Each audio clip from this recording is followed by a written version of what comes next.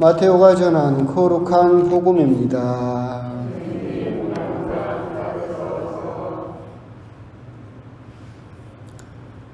그때 예수님께서 제자들에게 말씀하셨다. 너희 가운데 두 사람이 이 땅에서 마음을 모아 무엇이든 청하면 하늘에 계신 내 아버지께서 이루어 주실 것이다. 두 사람이나 세 사람이라도 내 이름으로 모인 곳에는 나도 함께 있기 때문이다. 그때 베드로가 예수님께 다가와 주님, 제 형제가 저에게 죄를 지으면 몇 번이나 용서해 주어야 합니까? 7번까지 해야 합니까? 하고 물었다. 예수님께서 그에게 대답하셨다. 내가 너에게 말한다. 7번이 아니라 77번까지라도 용서해야 한다. 주님의 말씀입니다.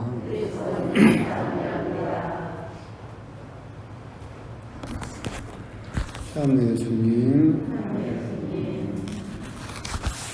오늘은 아까 말씀드린 바와 같이 우리 민족들의 큰 또 상처이기도 했던 6.25가 있었던 날입니다.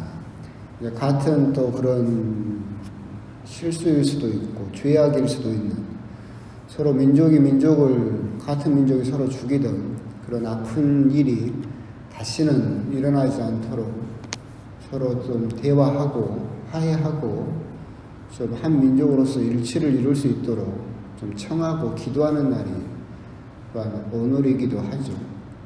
보니까 여기에서 연세가 제일 많으신 분이 우리 인지공소 회장님 같으신데 6.25 때 몇 살이셨어요?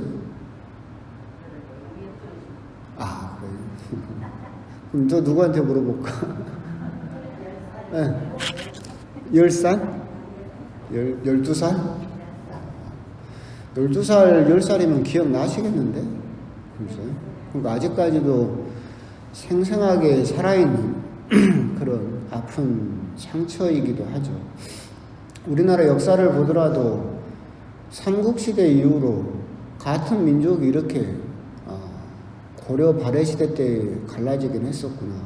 그래도 거의 대부분 고려시대나 조선시대는 한 민족으로서 그렇게 살고 있었는데 지금 이렇게 남북으로 같은 민족이 갈라져서 살아온 것도 오래된 것 같지만 사실 큰 역사의 틀 안에서 보면 사실 얼마 되지는 않았어요. 하지만 이 긴 시간들이 더 지체되게 되면 지금도 일어나는 일이지만 언어가 조금씩 달라지고 있잖아요.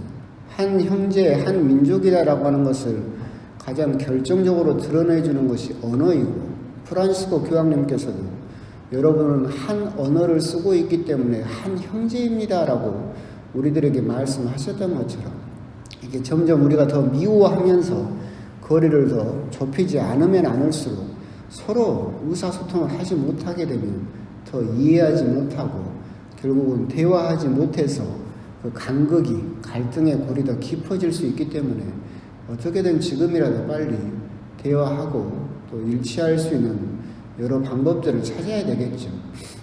물론 그것들이 주변의 강대국들이 너무 반대를 하고 싫어하기 때문에 방해를 하고 있어서 우리가 그 부분을 참 이루기 어려운 부분들도 많이 있고 참 그것은 또 안타까운 또 일이기도 합니다. 우리가 이제 통일에 대해서 한 민족이기 때문에 대화하고 화해하고 또 통일해야 된다라고 할 때 저는 문득 이제 그런 생각도 들었어요.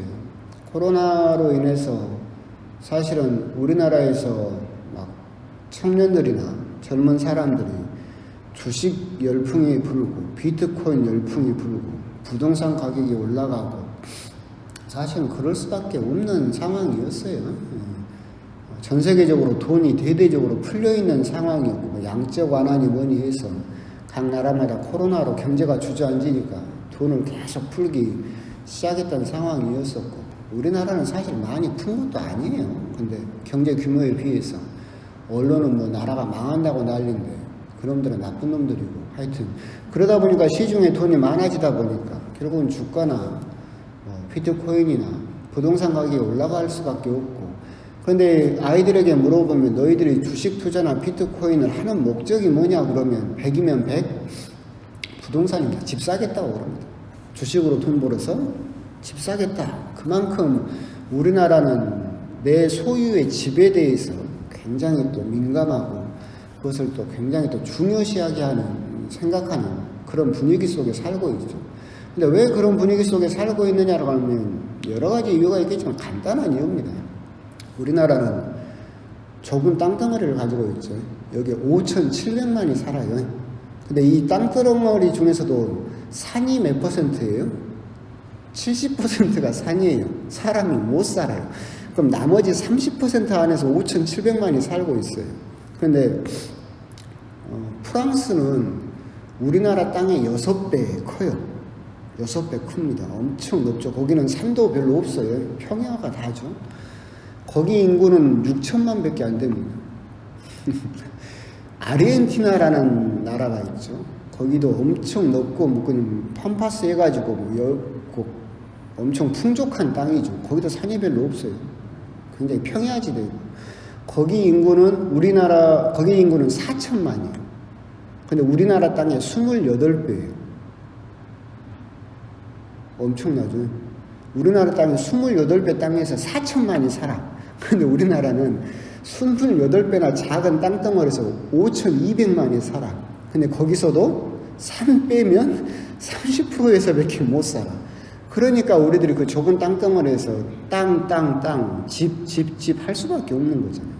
그러니까 이게 제가 말씀드렸던 것처럼 압력밥솥이에요. 압력밥솥. 딱 뚜껑을 닫아놓고 계속 불을 떼고 있는 형상이지. 그러니까 우리 청년들은 죽을 지경이에요. 집은 다 옛날에 어른들이 사고 소유하고 있고 이제 와서 집을 살려고 하니 불은 떼고 있는데 이게 폭발 직전이 되는 거지.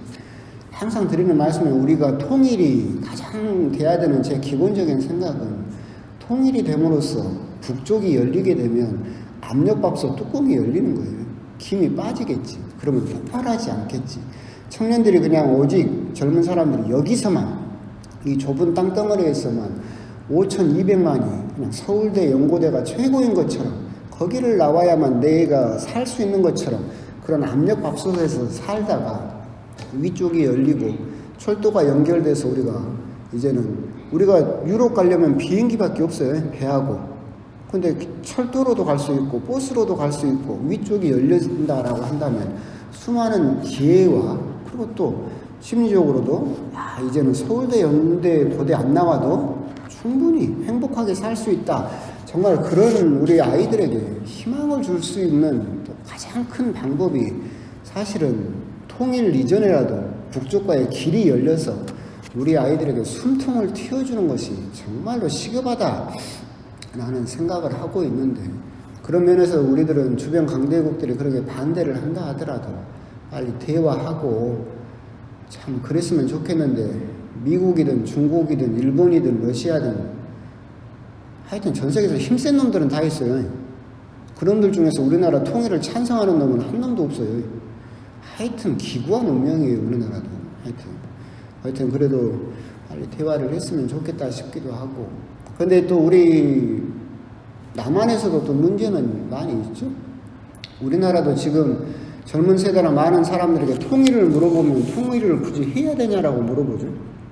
통일 이전에 북한하고 대화를 해야 되냐라고 그런 필요성에 대해서도 느끼지 못하고 그냥 이대로 살자라고 하는 사람도 참 많이 있고 그런 걸 보면 좀 너무 근시안적인 짧은 생각을 하고 있는 것이 아닌가라는 생각도 드는데 우리나라에서 그런 통일이라든가 북한과의 대화를 가장 반대하는 세력이 어딥니까?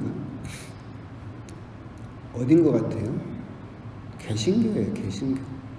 개신교가 북한과의 대화라든가 북한과의 통일은 찬성하지 북한을 싹 밀어버리고 통일하는 거 그런 건 찬성하고 북한을 도와준다거나 북한과 대화하는 것을 가장 싫어하는 우리 남쪽의 세력은 개신교죠. 지금 현재는 반대한다 하더라도 그건 노골적인 사실이고 박근혜 또 그 태극기 부대를 보더라도 그렇죠. 그럼 개신교는 왜 그렇게 북한과의 대화라든가 한 민족으로서 그렇게 서로 일치하는 것을 반대할까 생각을 해보면 근본적인 뿌리가 있어요. 근본적인 뿌리가 있죠. 옛날에도 한번 말씀드렸었는데 미국에서 근본주의적인 개신교가 우리나라에 들어오게 되죠. 이미 천주교는 그때는 박해가 다 끝나고 힘이 다 빠져버린 상황이었었고, 수많은 신자들을 또 성직자들을 잃어버린 상황에서 이렇게 개항이 되면서 미국에서 근본주의적인 또 개신교 세력이 들어옵니다. 그러면서 개신교 세력이 가장 크게 세력권을 삼았던 것이 지금의 북한 지역이에요. 평안도 지역이죠. 이 평양을 중심으로 한 평안도 지역에 우리나라 남북한에 개신교 신자의 60%에서 70%가 살았어요. 그러니까 개신교세가 엄청 강했었죠. 그랬었는데 거기에 이제 김일성이가 들어오게 되면서 거기는 공산주의잖아요. 그래서 거기 있던 또 종교를 마약이라고 부르고 종교를 없애버리기 때문에 개신교 세력을 다 쫓아내버리죠. 그리고 개신교가 가지고 있던 재산을 다 몰수해버려요. 그래서 북한에 있던 개신교 정말 많은 사람들이 거의 북한에 있던 50% 정도 되는 신자들이 남한으로 월남을 하게 돼요. 그러면서 월남을 하면서 여기다 교회를 세우게 되죠. 그걸 보통 1세대 월남자 교회라고 부르고, 거기서 가장 많이 정말 대형 교회들이 많이 섰는데 그 중에서 제일 유명한 게 영락교회죠. 영락교회. 한경직 목사가 세운 영락교회예요. 그러면서 이 사람들은 여러분이 생각을 해봐요. 북한에서 나름 교회도 있고 땅도 있고 잘 살았어요. 신자들도 많았는데. 근데 일시에 그걸 뺏기고 남한으로 쫓겨왔어. 누가 제일 미웠겠어요? 공산당이 제일 미운 거야. 우리 고향으로부터 쫓아내고 우리 걸 뺏어간 공산당이 제일 미워. 그래서 기치로 내세운 게 뭐예요? 반공이죠. 반공. 그러면서 또 미국 입장에서 보면 이 개신교회가 반공을 열렬히 외치니까 이뻐 보이잖아. 그래서 일본한테 뺏었던 그런 종교 시설이나 땅들을 개신교회에다 거의 다 밀어줬어요. 그걸 바탕으로 이 영락교회를 중심으로 한 1세대 월남자 교회가 대대적으로 성장을 하게 되죠. 이 영락교회 한경직 목사는 또 무슨 짓을 했느냐면 이 영락교회 청년회가 있었어요. 그게 서북청년단이에요. 서북청년단이 무슨 짓을 했는지 알아요? 아세요? 제주도 4.3 항쟁에 가서 죽창으로 사람을 죽였죠. 빨갱이라고. 그냥 그 군인들이 미국 사람들이 저 섬에 사는 놈들은 다 빨갱이야. 그러니까 눈 돌아갔어요. 그래가지고 무기를 안 주니까 죽창으로 제주도 사람들 수만 명을 죽인 사람들이 그 서북청년단이었어요. 오직 이유는 뭐예요? 빨갱이라는 이유로 무고한 사람들을 그렇게 죽이고 그걸 찬성했던 사람들이 영락교회 월남자 교회죠. 그게 지금까지 남아있는 거예요. 그래서 태극기 부대들이 데모를 하면 태극기를 흔들고 옆에 또 뭘 흔들어요? 성조기를 흔들죠. 예, 미국 개신교를 전파해주고 우리를 성장시켜준 아버지 나라 미국, 그죠? 그러면서 주구장창 외치는 게 뭐예요? 반공. 그러다 보니까 북한과의 대화하기가 너무 힘든 거예요. 북한에다가 뭘 도와주려 인도적인 차원에서 코로나로 인해서 좀 백신 좀 주려고 해도 지금 북한 또 지금 굶어 죽고 있으니까 식량을 주려고 해도 제일 반대하는 세력이 그 개신교 세력이죠. 북한에 퍼주기 한다. 이렇게 하다 보면 우리가 북한과 어떻게 대화를 하겠어요? 그리고 아까 말씀드린 바와 같이 북한과 대화를 하지 않으면 누가 죽어나냐면 여러분 손자 손녀들이 죽어나는 거예요. 압력밥솥에다 아주 쪄버리고 있다니까 우리 애들을. 그럼 우리 애들은 계속해서 어떻게든 좀 집 마련 한번 해보려고 이 좁은 땅덩어리에서 5,200만이 드글드글 끓고 있으니까 그러면 주식 투자하고 비트코인 투자하고 그렇게 해서라도 어떻게든 집을 한번 마련해 보려고 그 노력을 하고 있는 이 상황을 보면서 우리 후손들을 생각을 해서라도 우리들이 조금 더 그런 부분은 정말로 북한과 대화를 해서 물꼬를 터야 되지 않을까, 이제 그런 부분도 있죠. 그리고 이제 6.25로 인해서 우리 민족들에게 생긴 트라우마가 있어요. 트라우마가 뭐냐면 겪으신 분도 계시지만 그게 계속 전이가 되는 건데 한 번에 다 사라져버릴 수 있다는 거예요. 전쟁을 겪으면 그거잖아요.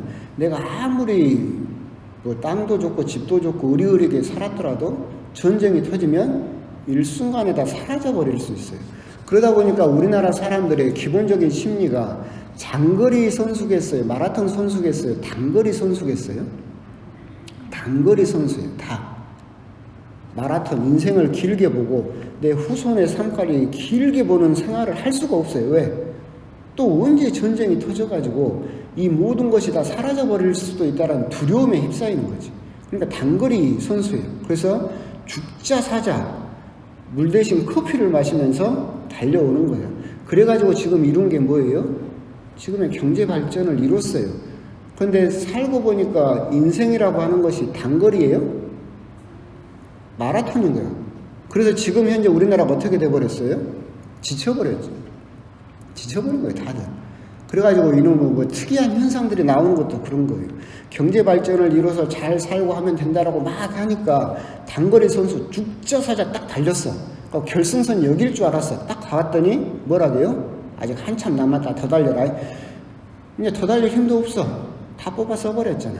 그러잖아요. 그러다 보니까 계속해서 단거리 선수로 눈에 보이는 것만 생각을 하고 당장 손에 쥐어지는 것만 그런 삶을 살 수밖에 없는 그런 대로 계속 우리 아이들을 몰고 있잖아요. 그러니까 우리 아이들이 삶을 길게 생각하고 내가 그림을 그려도 조각을 해도 아니면 어디 여행을 다닌다거나 그런 삶으로도 내 삶이 충분히 행복해질 수 있다. 인생의 목표는 돈이 아니라 행복이다라는 생각을 할 수가 없어요. 왜? 부모님들이 그 꼴을 못 보지. 행복은 눈에 보여요? 안 보여요. 행복은 마라톤으로 이룰 수 있는 거지. 근데 돈은 눈에 보여요? 안 보여요? 보이지. 그리고 돈은 단거리로 볼 수 있는 거잖아. 그러니까 우리 부모님들이 내 아이가 엄마 나 그렇게 연고대 서울대 연고대 안 가고 나는 이거 하고 싶어. 난 이걸로 나는 행복해질 수 있을 것 같아. 그럼 여러분들은 뭐라고 하겠어요? 속 없는 소리 하고 있는 이놈의 새끼가 막 하면서 등짝을 두드러 패면서 공부하라고 하는 거야. 단거리로 달려라. 근데 이런 삶을 언제까지 우리 아이들에게 계속해서 줄 수 있겠느냐. 우리 아이들이 그렇게 뛰어봤자 결국은 행복해질 수 없다라는 것을 금세 느껴버릴 텐데 결국 이 모든 것도 압력밥솥처럼 뚜껑을 닫아놓고 계속 기존 세대가 불을 떼고 있으니까 그 사이에서 우리 손자 손녀들만 뭣도 모르고 죽어나가고 있다. 그렇기 때문에 정말로 같은 민족으로서 빨리 대화를 해서 이 압력을 풀어내야 된다. 안타깝잖아요. 아까 말씀드린 바와 같이 이 좁은 땅덩어리에서 5,200만이 산다니까 28배나 큰 나라에서 4천만이 살아. 근데 이 좁은 땅덩어리 중에서 70%는 산이야. 30%에서 그 드글드글 살고 있어. 근데 그 중에서도 우리 청년들은 엄마 아빠한테 끼어가지고 더 아주 그냥 사골 국물이 쭉쭉 우러나고 있잖아. 이런 삶을 우리 아이들에게 계속해서 주는 것은 서로 행복하지 못하다. 그래서 정말로 우리들이 오늘 6.25 아픈 과거이고 그 사람들이 같은 형제이지만 오늘 복음에 나온 것처럼 우리들에게 정말로 큰 죄를 지었지만 같이 쳐들어가서 같이 죽여버리겠다라고 하는 것이 아니라 이제는 같은 형제로서 형제가 죄를 지었다라고 하더라도 이제는 대화를 하고 서로 화해를 하려고 그렇게 노력해야 되는 그런 시대가 되었다라고 하는 점, 그런 점에 대해서 생각을 하면서 오늘 유교를 거치면서도 주변 사람들이 통일을 왜 해요? 또는 북한은 반공, 쳐죽여야 돼요 라고 할 때 우리들만이라도 올바른 식견을 가지고 우리 민족이 살아남을 수 있는 방법, 그것은 결국은 한 민족으로서 일치하고 화해하는 것만이 우리 민족이 살아남을 수 있는 방법이다라고 하는 점, 그런 점에 대해서 조금 더 올바르게 생각할 수 있었으면 좋겠다. 그래서 조금 더 우리가 화해할 수 있는데 관심을 갖고 우리 신자분들도 지원을 할 수 있었으면 좋겠습니다. 아멘.